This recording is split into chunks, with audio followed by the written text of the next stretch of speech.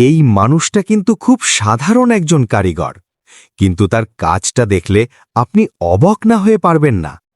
প্রথমে তিনি একটা কাঠের টুকরো নিলেন, তারপর সেটাকে মেশিনে বসিয়ে ঘোরাতে শুরু করলেন।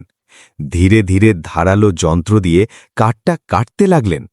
দেখুন, একেবারে সাধারণ কাঠ, কিন্তু একটু একটু করে সেটা বদলে যাচ্ছে সুন্দর একটা আকৃতিতে। কত নিখুঁতভাবে তিনি কাটছেন!